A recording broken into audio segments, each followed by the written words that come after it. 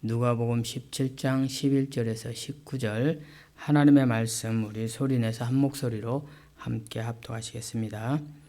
예수께서 예루살렘으로 가실 때에 사마리아와 갈릴리 사이로 지나가시다가 한 마을에 들어가시니 나병 환자 10명이 예수를 만나 멀리 서서 소리 높여 이르되 예수 선생님이여 우리를 불쌍히 여기소서 하거늘 보시고 이르시되 가서 제사장들에게 너희 몸을 보이라 하셨더니 그들이 가다가 깨끗함을 받은지라.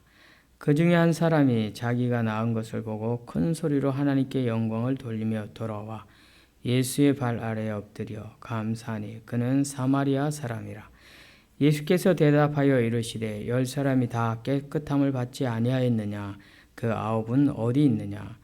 이 이방인 외에는 하나님께 영광을 돌리러 돌아온 자가 없느냐 하시고 그에게 이르시되 일어나 가라 내 믿음이 너를 구원하였느니라 하시더라. 아멘. 함께 읽은 말씀으로 감사가 주는 참된 축복, 감사로 인하여서 얻게 되는 참된 축복이 무엇인지 오늘 이 본문 말씀에서 우리에게 전해주는 그 은혜를 함께 받도록 하겠습니다. 추수감사주의라 하여서 대부분은 이 감사의 주제를 가지고 교회들마다 오늘 말씀이 선포될 것인데 저 역시도 오늘 특별히 이 누가복음 말씀을 통해서 예수님께서 행하셨던 그 놀라운 기적의 일을 통하여 참된 감사의 사람들에게 어떤 축복이 이루어지는지 오늘 본문을 통해서 우리도 함께 그 복을 누리길 소망하며 말씀을 받도록 하겠습니다.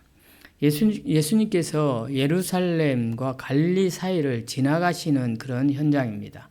오늘 본문에도 예수님께서 예루살렘과 갈릴리 사이를 지나가실 때 10명의 나병 환자, 예전에는 이 나병 환자를 문둥병 이렇게 표현하기도 했습니다. 조금은 격화된 표현인 듯 문둥병자 뭐 이런 표현들을 썼었는데 이제는 이 나병 한센병이라고 하는데 나병이라고 표현하죠.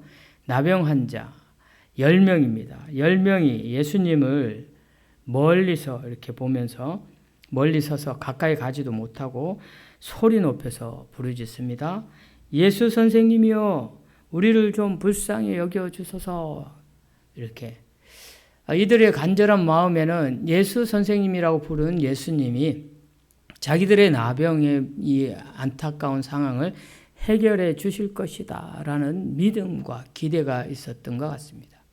그래서 나병 환자는 일단은 사람들 앞에 나설 수가 없습니다. 당시 오늘날도 그렇긴 하지만은 그 당시 특별히 이 이스라엘 사회, 유대 사회는 더욱더 이 부분에 있어서 아주 엄격하게 규율을 가지고 지키고 있는데 특별히 이 나병이라는 것은 죄로 인하여서 얻어진 병이다라는 그런 유대 사회에서는 그것으로 인정을 합니다. 그래서 이 죄인된 죄로 얻어진 병으로 인해서 이 사람들하고 함께 생활할 수 없고 격리돼서 심지어 가족들하고도 격리돼서 전혀 사회생활을 하지 못하고 마치 그 인생이 그 병과 함께 죽은 듯이 그렇게 살아가는 것이 나병입니다. 그들이 그런 상황에서 예수님이 오시는 것을 보고 멀리 서서 가까이 가지도 못하고 예수님을 향하여 소리 지르는데 우리를 불쌍히 여겨주소서 하고 간곡하게 자신들의 나병의 치유, 이 고된 죽음과 같은 이 고통을 해결받고 싶어하는 간절함이 담긴 외침을 외치고 있는 것입니다. 자, 그러자 예수님은 바로 즉각적으로 그들을 불쌍히 긍휼히 여기시는 마음으로 가서 이렇게 표현합니다. 가서 제사장들에게 너의 몸을 보이라 이렇게 표현합니다. 유대 사회에는 이 나병 환자들이 병이 다 나으면 그 다 나은 것을 확인 차원에서 제사장들에게 그 몸을 보입니다. 그래서 제사장들이 그것을 확인하고 인정하게 되면은 그들이 가족품으로 이 사회 공동체 속으로 다시 들어갈 수 있는 것입니다. 그런데 예수님께서는 가라고 했습니다. 가라고 했다라는 이 말은 이미 그 말씀의 능력으로 그들의 나병이 치유되었다라는 것을 암시해 주는데 이들은 그 말을 믿은 거예요. 그 말을 그대로 믿고 오늘 본문에 보니까 갑니다. 그래서 가서 제사장들에게 너희 몸을 보이라 하셨더니 그들이 가다가 그 말을 믿은 거죠. 믿었으니까 갔겠죠. 그렇게 가다가 보니까 몸이 깨끗해진 거예요. 나병이 완전히 깨끗이 치유된 겁니다. 가던 이들이 얼마나 놀라고 감격했겠습니까? 그래서 그들은 그 기쁜 마음을 가지고 제사장에게 쫓아갔겠죠. 그리고 그 제사장에게 자신들의 깨끗해진 몸을 확인시켜서 그동안 그렇게 보고 싶었고 함께 하고 싶었던 가족들 품으로 달려갔겠죠. 이것이 지극히 당연한 상황입니다. 누구나 아마도 다 그렇게 했을 거라 여겨집니다. 그런데 오늘 본문에 보면은 15절을 보면은 그 중에 한 사람이 자기가 다 나은 것을 보고 큰 소리로 하나님께 영광을 돌리며 이렇게 표현하고 있습니다. 이 되어진 일들이, 그 나병이 치유되어진 일들이 하나님께서, 예수님을 통해서 하나님께서 하셨구나 하는 것을 깨달은가 동시에 가다 말고 하나님께 감사로 영광을 올려드리는 거예요. 그러면서 다시 예수님께 찾아옵니다. 예수님께 찾아와서 가던 길을 얼마나 멀리 갔겠어요? 가던 길을 주저하지 않고 바로 돌아와서 예수님 발 앞에 엎드려서 감사합니다. 감사합니다. 그렇게 감사하니까 예수님이 뭐라고 얘기하냐면 10사람이 다 깨끗함을 받지 아니하느냐? 그 9명은 어디 갔느냐? 그러면서 이 감사한 사람이 누군가 하니 오늘 본문에 보면은 사마리아 사람이라고 되어 있는데, 그래서 예수님은 이 이방인 외에 하나님께 영광을 돌리러 돌아온 자가 없느냐? 몹시 안타까운 마음으로 감사로 하나님께 영광 돌리지 않는 나머지 9명의 유대인들, 그들을 보고 안타까워합니다. 그러면서 이 한 사람밖에 하나님 앞에 영광을 돌릴 자가 없느냐.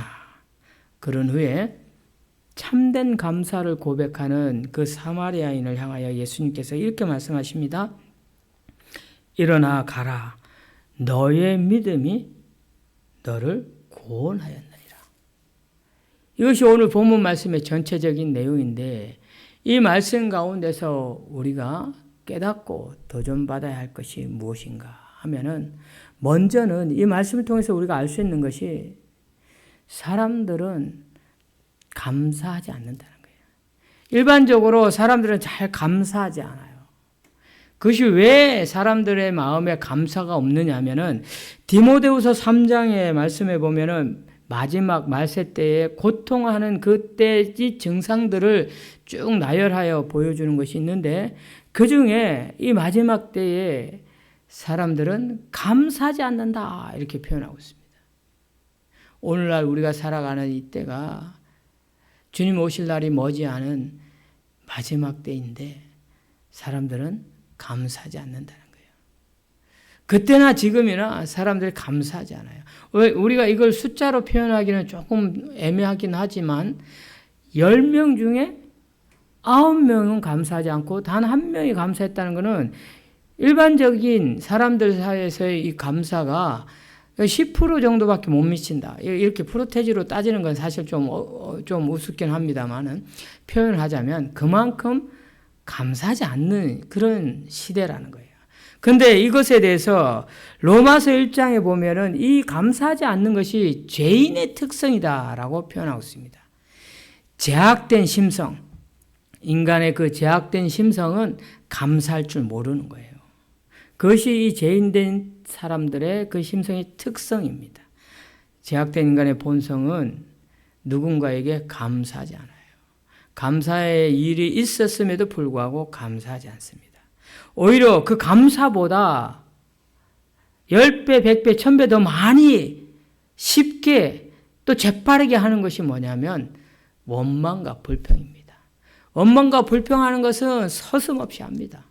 조금만이라도 뭔가 자기에게 서운한 게 있고 또는 자기하고의 그 어떤 상황의 관계가 틀어져 있으면 주저하지 않고 원망하고 불평하고 뒤돌아서서 뒷담화하고 하는 것이 제약된 인간의 본성입니다.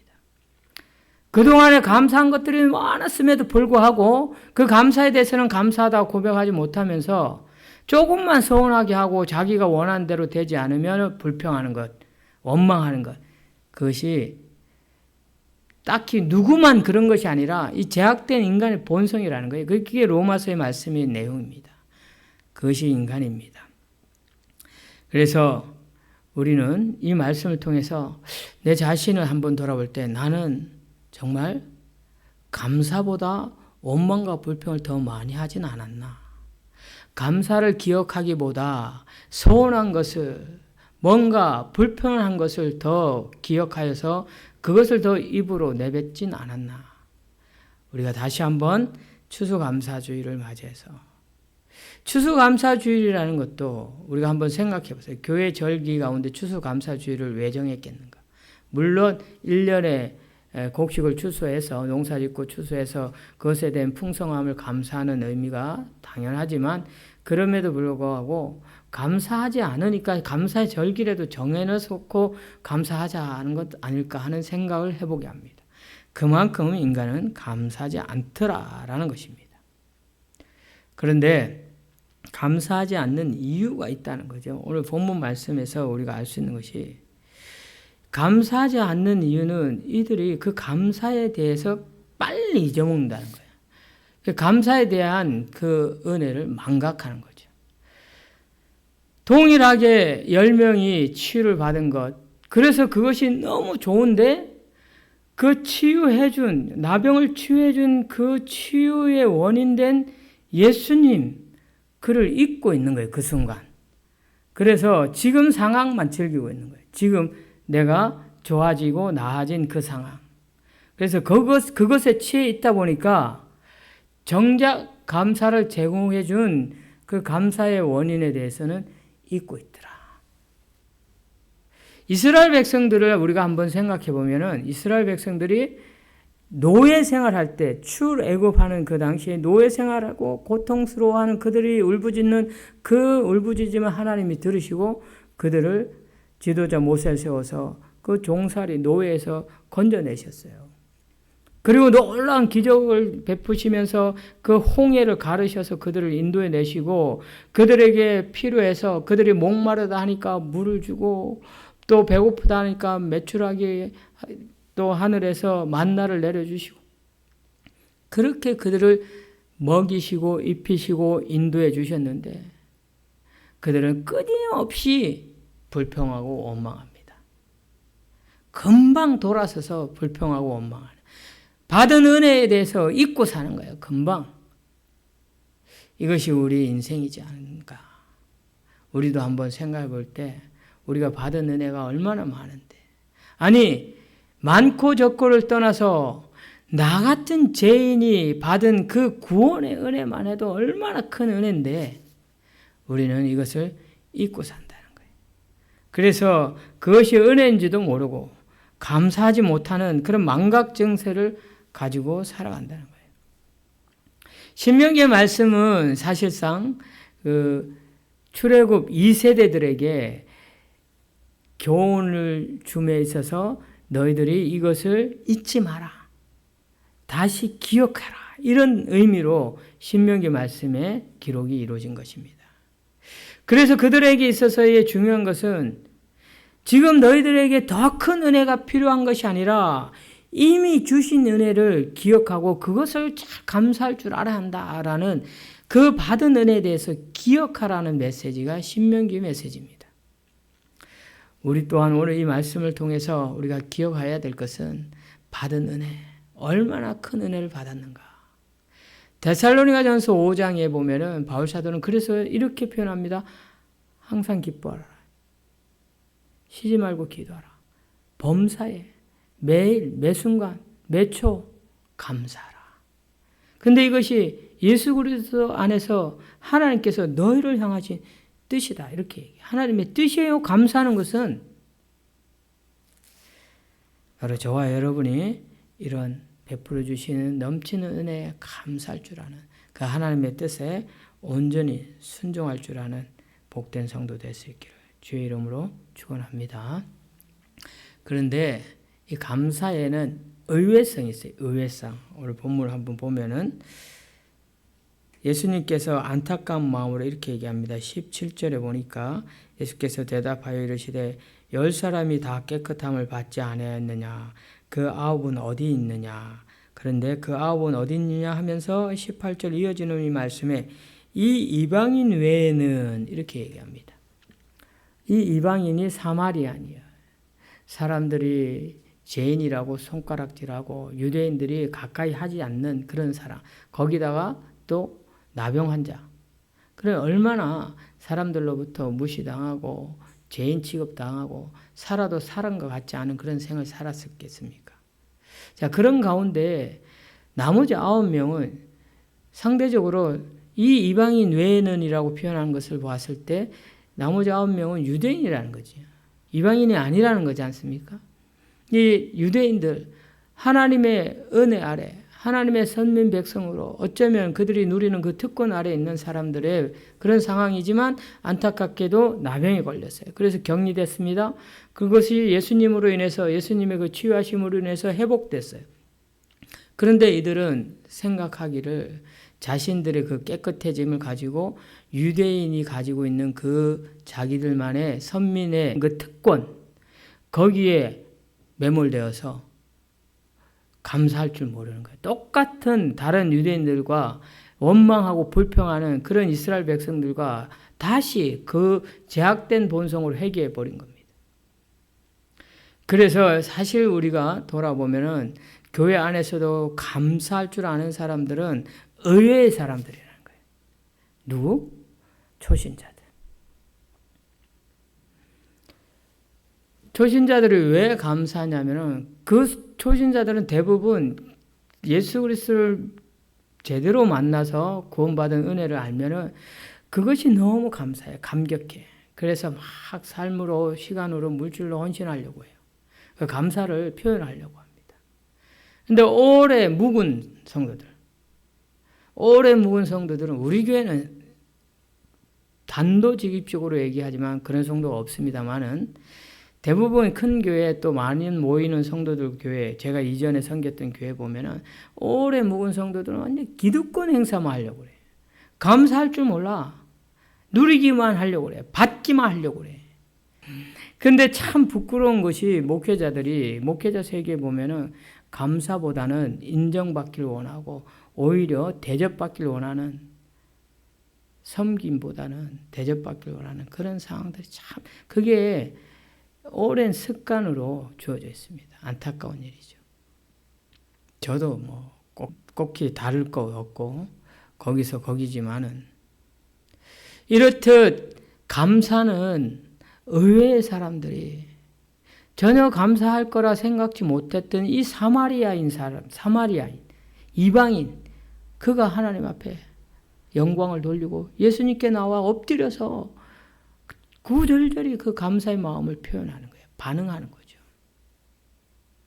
우리는 오늘 이 본문 말씀을 통해서 의외의 사람인 것처럼 감사할 것 같지 않았지만 감사할 줄 아는 그 감사의 삶이 넘치는 그런 귀한 성도 될 수 있기를 주님의 이름으로 축원합니다. 그래서 우리가 알 수 있는 것은 이 감사는 반응하는 거예요. 받은 은혜에 대해서 반응하는 것. 받은 은혜를 감사함으로 반응하는 것은 또한 행동하는 거죠. 신앙생활에 보면은 행동이 빠른 사람이 있고 말이 빠른 사람이 있습니다. 참 부끄러운 일이지만 어제 그저께 우리 장례 집례를 하면서 마지막 하간 예배를 드리고 식사를 하는 중에 거기 장례식 그 화장터에 일하시는 아주머니가 있었어요.